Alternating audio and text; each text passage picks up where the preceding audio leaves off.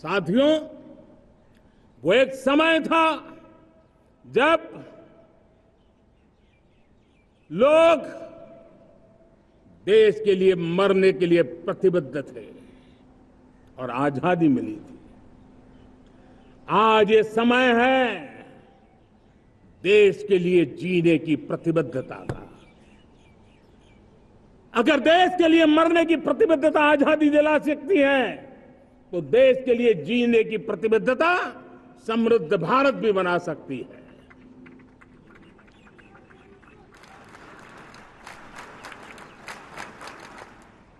साथियों,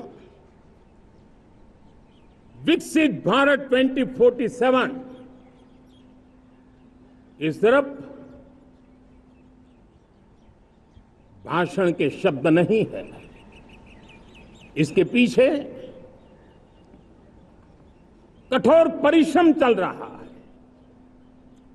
देश के कोटि कोटि जनों के सुझाव लिए जा रहे हैं और हमने देशवासियों से सुझाव मांगे और मुझे प्रसन्नता है कि मेरे देश के करोड़ों नागरिकों ने विकसित भारत 2047 के लिए अनगिनत सुझाव दिए हैं। हर देशवासी का सपना उसमें प्रतिबिंबित हो रहा है। हर देशवासी का संकल्प उसमें झलकता है। युवा हो, बुजुर्ग हो, गांव के लोग हो, शहर के लोग हो, किसान हो, कामदार हो, दलित हो, आदिवासी हो, पहाड़ों में रहने वाले लोग हो, जंगल में रहने वाले लोग हो, शहरों में रहने वाले लोग हैं। हर किसी ने 2047 में जब देश आजादी का 100 साल मनाएगा, तब तक विकसित भारत के लिए अनमोल सुझाव दिए हैं।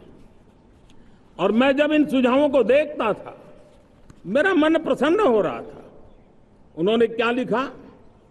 कुछ लोगों ने कहा कि दुनिया का स्किल कैपिटल बनाने का सुझाव हमारे सामने रखा। 2047 विकसित भारत के लिए कुछ लोगों ने भारत को मैन्युफैक्चरिंग का ग्लोबल हब बनाने के लिए सुझाव दिया। कुछ लोगों ने भारत की हमारी यूनिवर्सिटीज ग्लोबल बने, इसके लिए सुझाव दिया। कुछ लोगों ने यह भी कहा कि क्या आजादी के इतने सालों के बाद हमारा मीडिया ग्लोबल नहीं होना चाहिए। कुछ लोगों ने यह भी कहा कि हमारा स्किल्ड युवा विश्व की पहली पसंद बनना चाहिए। कुछ लोगों ने सुझाव दिया भारत को जल्द से जल्द जीवन के हर क्षेत्र में आत्मनिर्भर बनना चाहिए। कई लोगों ने सुझाव दिया कि हमारे किसान जो मोटा अनाज पैदा करते हैं, जिसको हम श्री अन्न कहते हैं, उस सुपर फूड को दुनिया के हर डाइनिंग टेबल पर पहुंचाना है। हमें विश्व के पोषण को भी बल देना है और भारत के छोटे किसानों को भी मजबूती देनी है। कई लोगों ने सुझाव दिया कि देश में स्थानीय स्वराज की संस्थाओं से लेकर के अनेक इकाइयां हैं, उन सब में गवर्नेंस के रिफॉर्म की बहुत जरूरत है।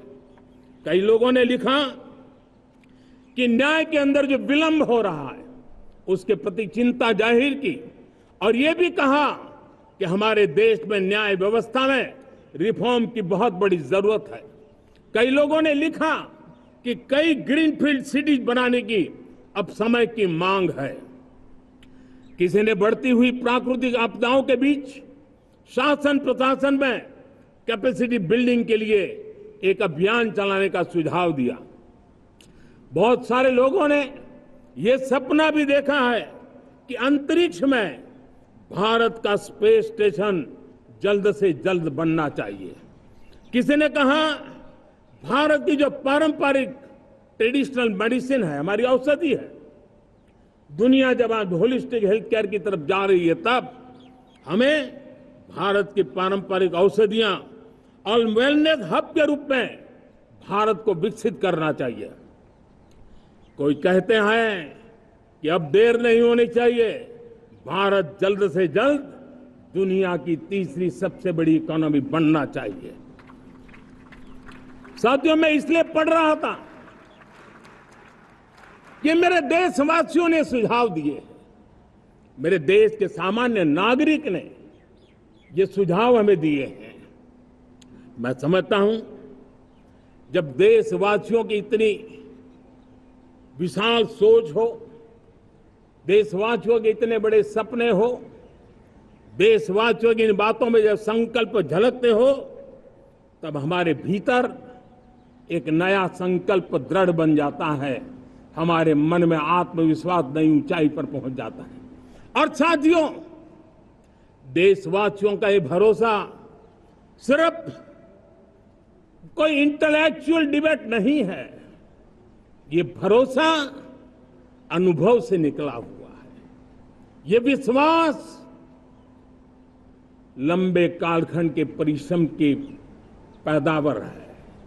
और इसलिए देश का सामान्य मानव याद करता है, जब लाल किले से कहा जाता है कि हिंदुस्तान के 18,000 गांवों में समय सीमा में बिजली पहुंचाएंगे, और वो काम हो जाता है, तब भरोसा मजबूत हो जाता है। जब ये तय होता है कि आजादी के इतने सालों के बाद भी 2.5 करोड़ परिवार ऐसे हैं जहां बिजली नहीं है, वो अंधेरे में जिंदगी गुजारते हैं, 2.5 करोड़ घरों में बिजली पहुंच जाती है, तब सामान्य मानवीय का भरोसा बढ़ जाता है। जब लाल किले से स्वच्छ भारत की बात कही जाए, तब इस देश के अग्रिम हरोर पंक्ति में बैठे हुए लोग हो, गांव के लोग हो, गरीब बस्ती में रहने वाले लोग हो, छोटे छोटे बच्चे हो, हर परिवार के अंदर स्वच्छता का वातावरण बन जाए, स्वच्छता की चर्चा हो, स्वच्छता के संदर्भ में एक दूसरे को रोक टोकने का निरंतर प्रयास चलता रहे। मैं समझता हूं कि ये भारत के अंदर आई हुई नई चेतना का प्रतिबिंब है। जब देश के सामने लाल किले से कहा जाए कि आज हमारे परिवारों में 3 करोड़ परिवार ऐसे हैं जिनके घर में नल से जल मिलता है, आवश्यक है हमारे इन परिवारों को पीने का शुद्ध पानी पहुंचे। जल जीवन मिशन के तहत इतने कम समय में नए 12 करोड़ परिवारों को जल जीवन मिशन के तहत नल से जल पहुंच रहा है। आज 15 करोड़ परिवार इसके लाभार्थी बन चुके हैं। हमारे कौन लोग वंचित थे इन व्यवस्थाओं से, कौन पीछे रह गए थे? समाज के अग्रिम पंक्ति के लोग इसके लिए अभाव में नहीं जीते थे। मेरे दलित, मेरे पीड़ित, मेरे शोषित, मेरे आदिवासी भाई बहन, मेरे गरीब भाई बहन, मेरे झुग्गी झोपड़ी में जिंदगी गुजारने वाले लोग, वही तो इन चीजों के अभाव में जी रहे थे।